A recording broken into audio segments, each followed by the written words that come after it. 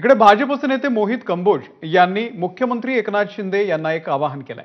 मुंबई महानगरपालिकेतील एएमसी भ्रष्टाचाराचे सगळे रेकॉर्ड तोडतेय। या एका अधिकाऱ्यामुळे तुमचं सरकार अडचणीत येणार आहे असंही मोहित कंबोज यांनी म्हटलंय। कंबोज यांच्या या ट्विटनं पालिकेमधला तो अधिकारी नेमका कोण आहे याची सध्या चर्चा सुरू आहे।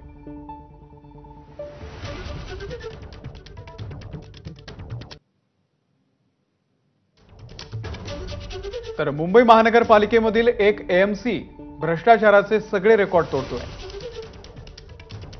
या एका अधिकाऱ्यामुळे तुमचं सरकार अडचणीत येईल, याला तात्काळ नोटीस द्या। या अधिकाऱ्याचा भ्रष्टाचार पराकोटीला गेला असून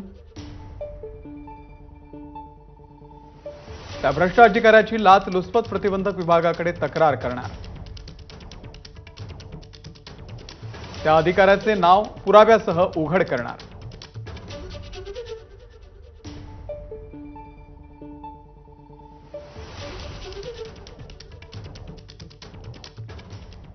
आणि आता थेट जाऊया, आता ठाकरे गटाचे खासदार संजय राऊत बोलतायत।